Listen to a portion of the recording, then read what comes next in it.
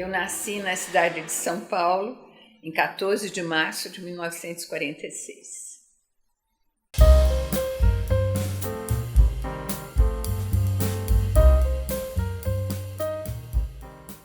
Eu comecei os meus estudos no Jardim Escola São Paulo. Foi a escola precursora do método Montessori aqui em São Paulo. Ficava na Avenida Paulista, eu morava na Alameda Santos. Despertou meu interesse para várias atividades, porque a escola sempre ficou guardada como uma boa lembrança para mim.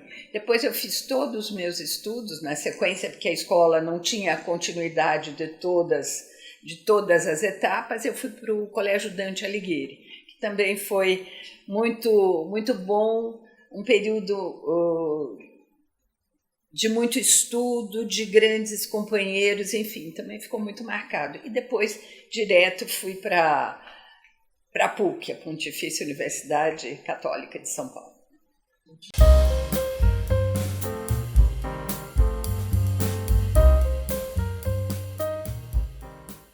Eu ingressei na PUC em 1964, justamente com a Revolução.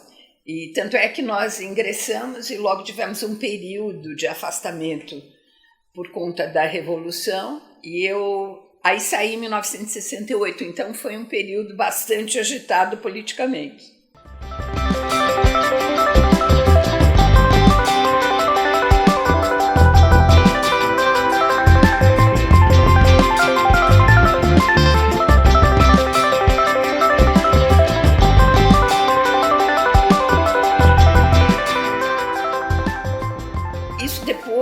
Até eu acho que tem um fato muito pitoresco em relação ao professor Oswaldo Aranha Bandeira de Mello, mas aí eu já era juíza federal. E eu era a primeira juíza, né, que tinha assumido o cargo como juíza da Justiça Comum, né, porque à época não havia juízas estaduais. E ele estava dando uma palestra, enfim, nós estávamos conversando a respeito de Kelsen, e ele se manifestou assim: tem uma juíza, que eu não vou dizer o nome, mas que concordou comigo. Foi muito engraçado, porque não havia como não ser identificada, né? Mas ele era também realmente uma pessoa especial, e eu tive o prazer de ser assistente dele, auxiliar de ensino à época dele, e do professor Celso Antônio também. Como eu já salientei brevemente, realmente havia muita interferência política à época e realmente nós sentimos essa agitação, inclusive houve uma invasão no Tuca, então alguns colegas que participavam de movimentos realmente sentiram mais de perto essa repressão. Foi um período realmente agitado. Na verdade, foi essa invasão do teatro, especificamente. Muito embora nós tivéssemos realmente estávamos sentindo essa interferência, porque a PUC realmente era muito vigiada, digamos assim, pelo regime militar, por força dos seus posicionamentos, enfim.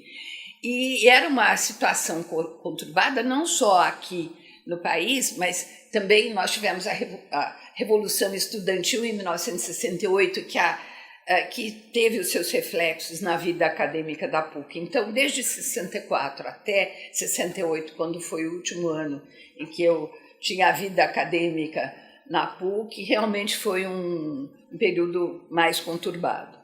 Mas não chegou a afetar a nossa vida estudantil de um modo a impedir a continuidade dos estudos. Então, o próprio convívio estudantil com os colegas da faculdade.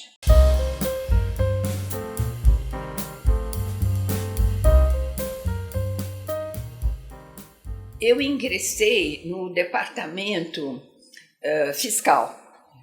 E depois eu me transferi para o departamento patrimonial e aí cuidava da seção de pareceres, enfim. Então, à época, havia uma discussão que se iniciou a respeito dessas vilas, dessa situação de manter, até por força de segurança, que isso já começava a ser uma preocupação, e nós então emitimos muitos pareceres a respeito da possibilidade ou não de se dar essa privacidade maior a essas vilas. Isso começou mais ou menos a essa época em que eu estava na Procuradoria, no PATRI, como era denominado, Departamento Patrimonial.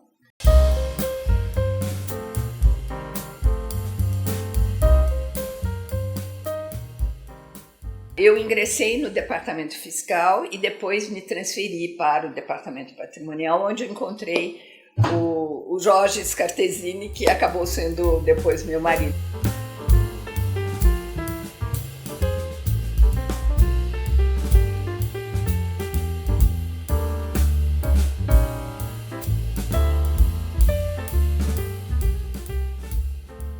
E ele foi um incentivador do meu concurso para a Justiça Federal, porque eu estava meio reticente, na medida em que nenhuma mulher ainda ocupava um cargo de juiz.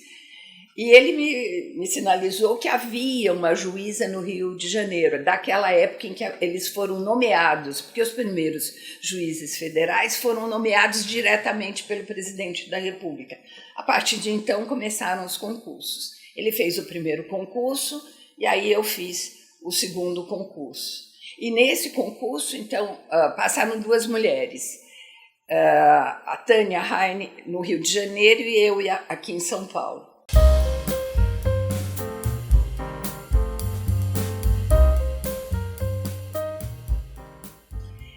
À época, havia o Tribunal Federal de Recursos, então o concurso era nacional. Nós fazíamos a primeira prova em cada estado, à época só havia Justiça Federal nas capitais, e depois o exame médico e a prova oral era feita em Brasília. E assim foi feito. Eu fiz a prova escrita aqui e depois em Brasília a sequência do concurso.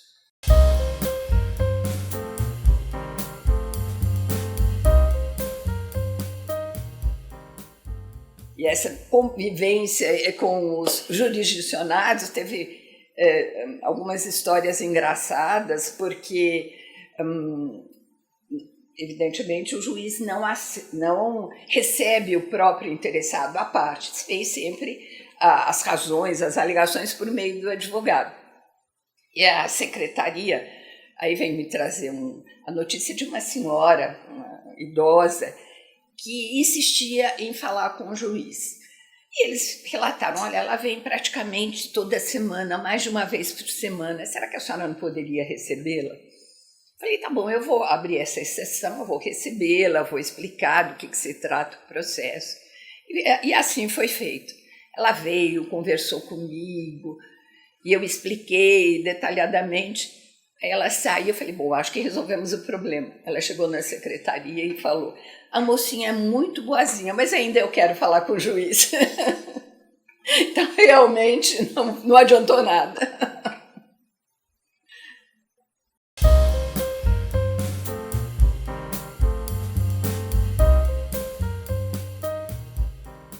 Bom, realmente foi uma experiência, assim como eu já relatei, houve outros casos interessantes, porque era uma surpresa uma juíza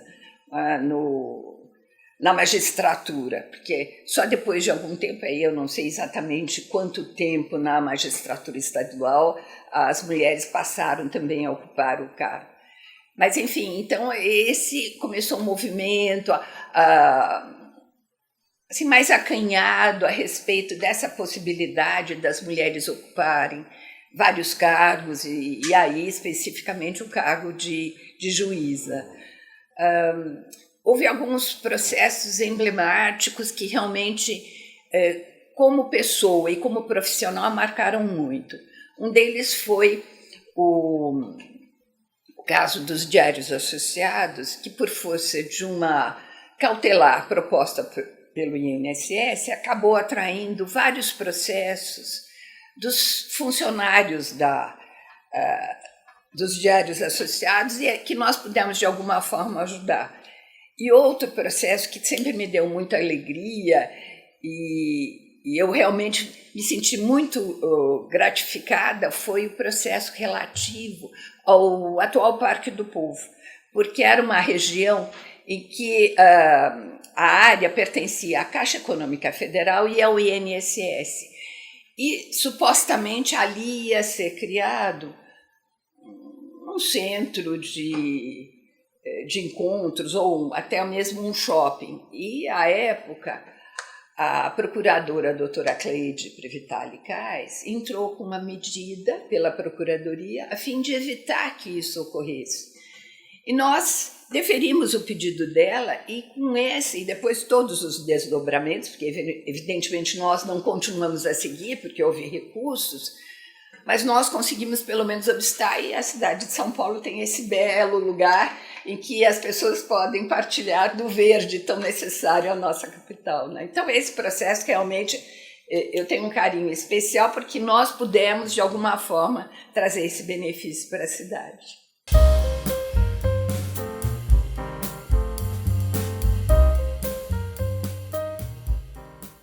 Esse foi um dos aspectos que eu destaquei em algumas colocações que fiz. Acho que foi importante para demonstrar esse primeiro passo para que as mulheres passassem a ocupar o verdadeiro papel na sociedade que sempre lhe foi destinado. Não havia, à época, essa posição mais acirrada que há atualmente, mas, de qualquer forma, sempre havia alguns encontros, eu participei de alguns eventos na própria Ordem dos Advogados, enfim, foi um início.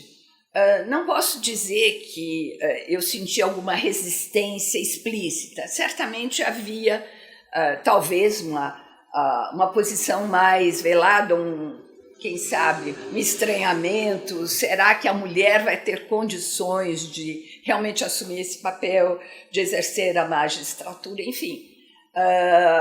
Mas eu não posso dizer que tenha tido nenhum tipo de constrangimento explícito ou alguma opinião mais veemente, contrária à mulher. Enfim, na verdade, foi todo um desenvolvimento profissional, evidentemente que a mulher precisaria ser melhor que o homem para ser respeitada. Isso realmente eu sentia e procurei fazer da melhor forma que foi possível. Mas, e depois com a vinda de outras, enfim, isso foi realmente sendo superado e agora, atualmente, acho que as mulheres realmente já ocuparam o seu espaço e muito merecidamente.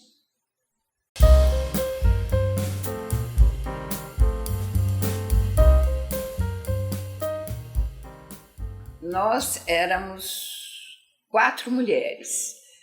A Ana Maria Pimentel, que veio da Justiça de Brasília, a Diva Malherbe, a Lúcia Figueiredo e eu. Então, nós éramos as 4 mulheres que compusemos o primeiro grupo de magistrados do Tribunal Regional Federal.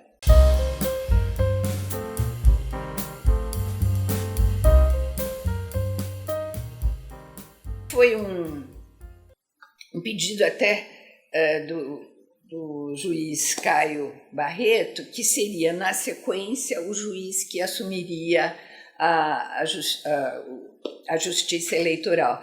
Até por uma questão, acho que pessoal, de personalidade, ele me relatou que não se sentiria à vontade num julgamento num colegiado.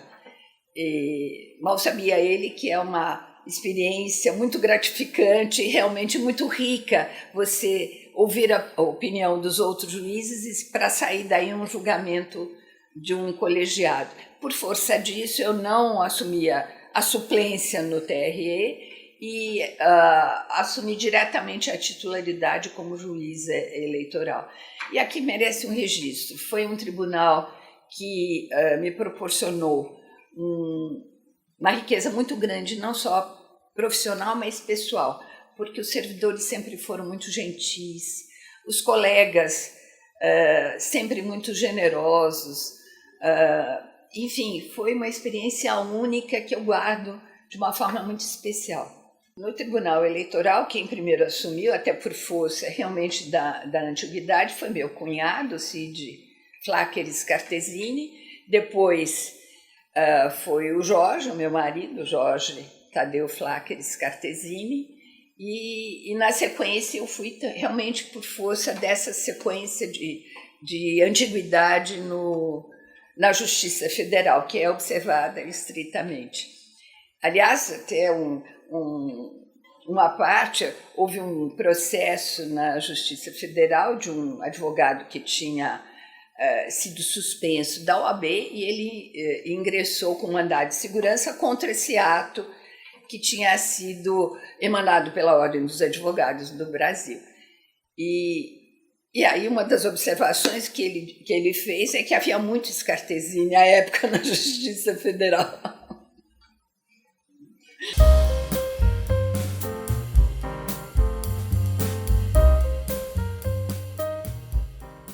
Esse foi um aspecto que eu quis preservar, a maternidade, porque eu acho que realmente a família é o bem maior que nós podemos ter. E realmente conciliar não foi fácil, mas eu consegui, na medida em que eu conciliei o horário da escola dos filhos com o meu trabalho na Justiça Federal. Porque do que eu tive que abdicar realmente foi do meu trabalho na universidade. Realmente a docência, realmente dela eu tive que abrir mão, por força dos meus filhos.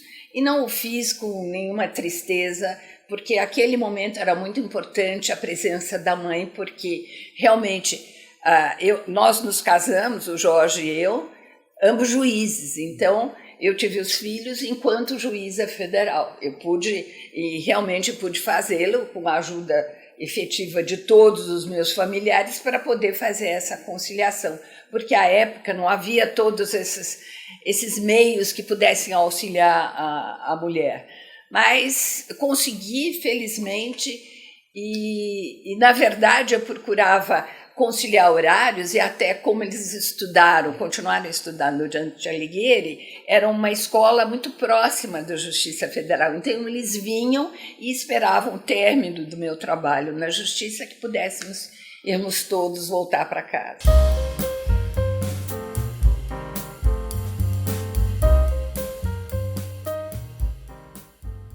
Aliás, também teve um fato interessante que, à época que eu era também juíza diretora do foro, eu tive que pedir para eles esperarem na quarta vara, que era a vara que eu era titular, que eles esperassem ali, ficassem quietos, que eu iria até o gabinete da diretoria do foro e retornasse. Mas, evidentemente, eles não ficaram quietos, então brincaram de pega-pega e o meu filho acabou fechando a irmã menor no cofre que então havia do Banco Central, que era o prédio da Justiça Federal, que anteriormente era ocupado pelo Banco Central. E ela acabou ficando presa por umas 2 horas, até que pudessem os técnicos libertá-la. E aí saiu no jornal que por motivos ignorados, a filha da juíza ficou presa no cofre. E eu sempre brinco com meu filho, o motivo ignorado foi ele, que brincando com ela, fechou no cofre, né? E os colegas diziam, tá certo que eu achava que a minha filha era uma joia, mas também não precisava guardá-la no cofre, né?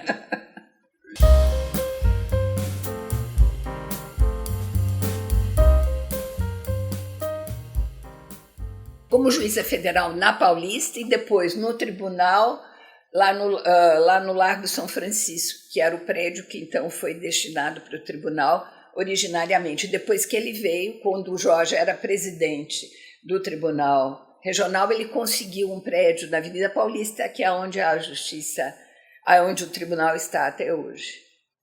E eu tive no âmbito como diretora do foro, que eu mencionei, eu tive a honra de ser a juíza que começou a instalar as varas no interior de São Paulo. Então, eu instalei Ribeirão Preto, que recentemente comemorou 25 anos da seção judiciária, e a seção judiciária de São José dos Campos, que aí era a tarefa do do diretor do foro buscar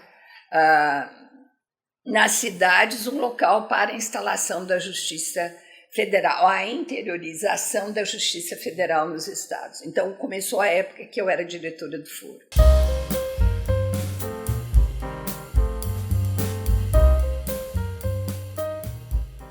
Participei mais da gestão do desembargador Alves Braga. Ele até me confessou um segredo, que ele estava preocupado com o fato de uma mulher vir integrar o Tribunal Eleitoral. E aí ele disse que depois, quando eu cheguei, porque eu era uma juíza muito rigorosa, que ele se sentiu muito satisfeito com a postura que eu adotava. E nós ocupávamos o lado esquerdo. Era a época eles eram juízes, Celso Pimentel e o Matias Coutro, e nós éramos rigorosos, e aí então era mais ou menos o perfil do presidente. Então ele disse que era uma das únicas e poucas oportunidades que ele seguia a esquerda, que então ele realmente votava com a esquerda. E também foram muito especiais os advogados, o Castro Bige, o Aprobato Machado, enfim, era um ambiente, e como sempre foi, como eu já registrei, um ambiente muito agradável, e realmente para o magistrado, a justiça eleitoral é muito especial, porque você tem o início do processo e o mais das vezes você consegue ver o fim. Isso, para o juiz, é muito importante. E você sentir que, de alguma forma, você realmente exerceu a prestação jurisdicional. E a justiça eleitoral é realmente muito especial por isso.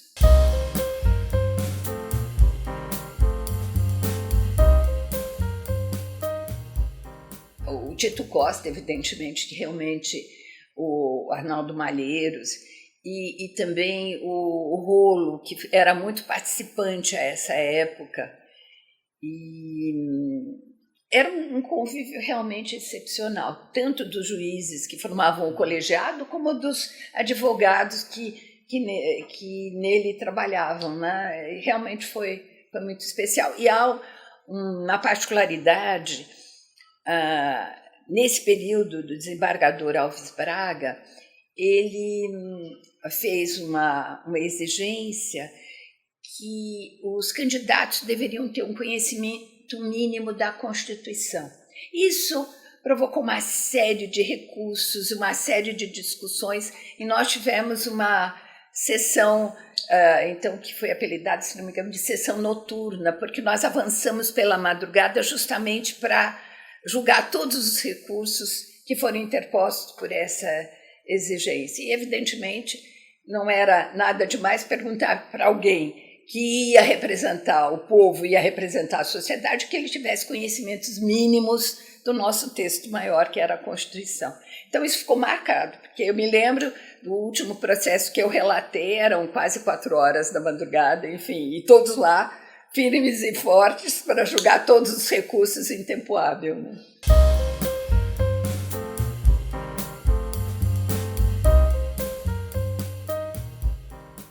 Eu me lembro de ter, numa audiência que foi feita lá, um candidato, ele estava tentando se defender, etc.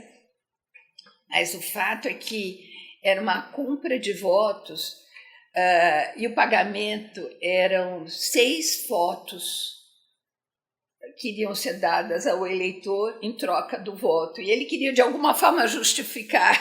E realmente aquilo me marcou. Disse, mas realmente a gente verifica que às vezes o eleitor não tem a consciência da importância do seu voto, o que ele representa, porque cada indivíduo tem a sua devida importância. E na verdade, por ganhar 6 votos, né, 3/4, não representa minimamente a importância da opinião do eleitor e escolher aquele que vai representá-lo. Isso ficou muito marcado para mim e, evidentemente, eu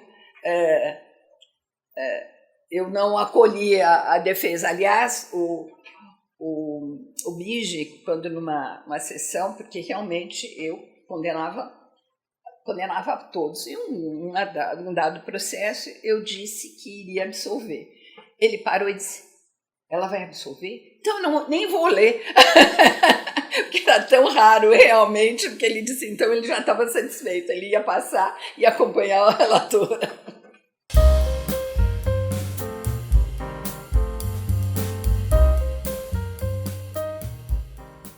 Eu acho que isso foi fundamental para a justiça eleitoral. Essa transição do voto em papel para o voto eletrônico significou maior segurança, maior rapidez, efetivamente a expressão e o conhecimento de todos de qual foi a escolha que a sociedade como um todo fez.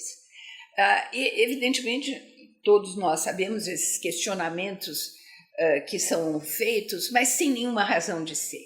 A segurança, essa possibilidade de todos rapidamente poderem expressar a sua opinião dentro de um esquema todo montado, bem gerenciado, de forma que eu acho que o Brasil, nesse aspecto, ele realmente tem um papel de destaque. Isso se deve realmente à justiça eleitoral, que tem esse privilégio de ser realmente muito eficiente.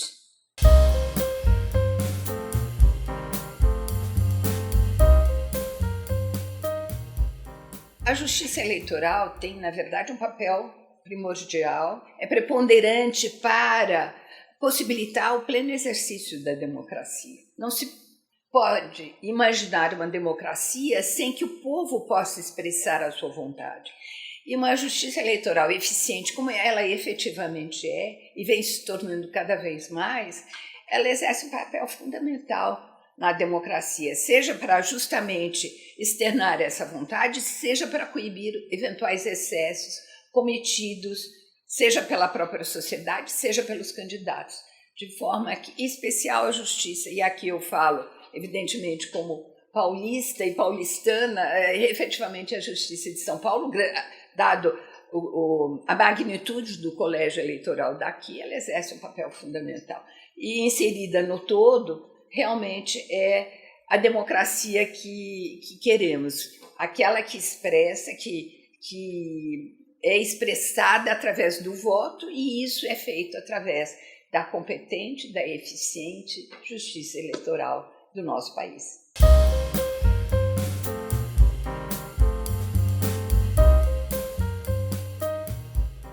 A mulher magistrada hoje não tem mais aquela novidade que teve quando eu ingressei, e mesmo com algumas colegas, porque o número era muito reduzido. Eu acho que essa questão de mulher ou homem na magistratura, eu acho que está superado. O que importa é o exercício do cargo de forma eficiente, que possa atender os reclamos do jurisdicionado. Eu acho que a mulher já ocupa um papel de destaque, como é merecido, aquele que se sobressai pelo seu próprio trabalho, não pelo fato de ser homem ou mulher. Eu acho que aquele que exerce com dignidade, com proficiência, atendendo ao reclamo do jurisdicionado, isso só por si é suficiente para o pleno exercício da magistratura.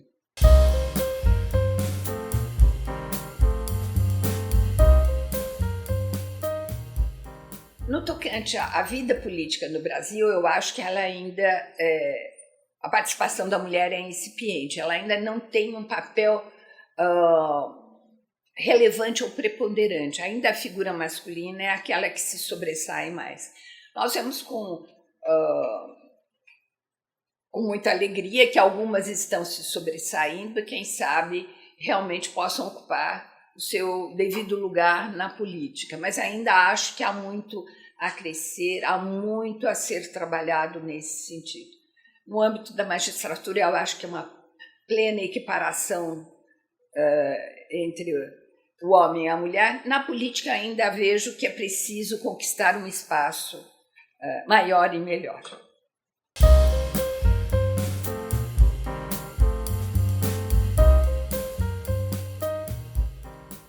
Bom, eu queria, como eu já salientei em várias falas, a minha gratidão por ter exercido o cargo de magistrada na Justiça Eleitoral. Foi uma oportunidade única que Deus me concedeu, assim como eu disse que foi uma situação excepcional de eu ter ter antecipado a minha participação na Justiça Eleitoral por força do pedido do Dr. Caio Plínio Barreto, e isso me engrandeceu muito, me tornou uma pessoa melhor, porque esse convívio, não só com os colegas, com os servidores, e poder de alguma forma contribuir para a democracia e a melhora da situação da sociedade como um todo, foi muito especial para mim. Então, a minha participação, ainda que pequena, por um curto espaço de tempo, tantos juízes brilhantes por lá passaram, foi muito marcante na minha vida profissional. É sempre com muito carinho e é sempre com muita alegria que eu participo dos eventos da Justiça Eleitoral, sempre que possível. Enfim, foi uma época muito especial na minha vida, a certeza de que, de alguma forma, eu pude contribuir para a democracia brasileira de uma forma efetiva, né? Julgando aquilo que era colocado e fazendo o melhor que me era possível naquela época.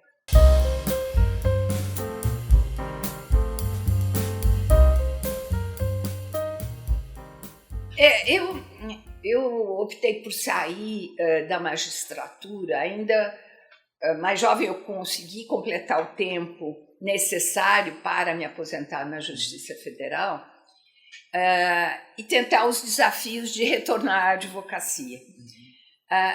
E eu, na verdade, até foi uma surpresa para mim, retornar à advocacia foi também uma experiência muito boa, porque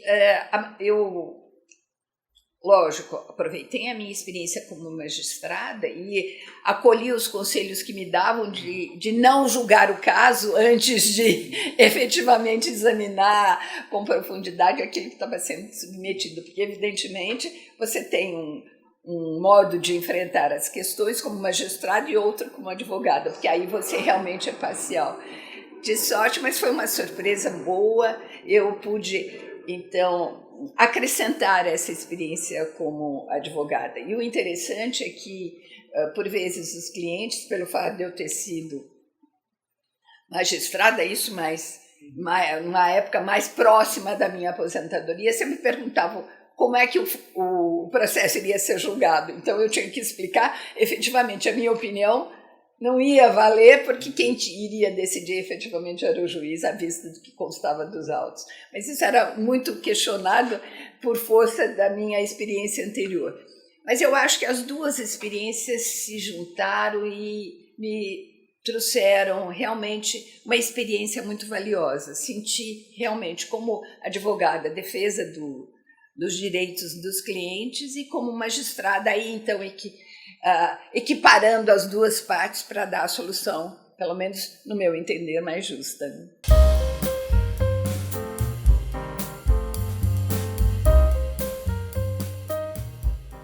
Agora eu faço aqui um parente extra altos, então nós estávamos na Justiça Federal e veio uma testemunha e acho que ele foi se informar e quis impressionar, e ele chegou para mim, meretríssima. O rapaz estava ainda datilografando, ele se enviou, e aí ele falou, acho que eu agradei. E aí ele falava mais umas vezes, meretríssima. Esse caso ficou realmente, eu lembro bem, o servidor assim, ele não queria rir. Eu também me segurei para que ele não ficasse decepcionado, né? Acho que ele tentou tanto saber de como deveria chamar a juíza que ele soltou uma meretríssima. Foi a época na Justiça Federal, quando ainda estava na Praça da República. Era a época que a Justiça Federal também julgava reclamações trabalhistas. Ele era uma pessoa simples, evidentemente não ia admoestá-lo, porque a intenção dele era realmente ser delicado, e ele acho que foi buscar e achou, era meretríssima, né?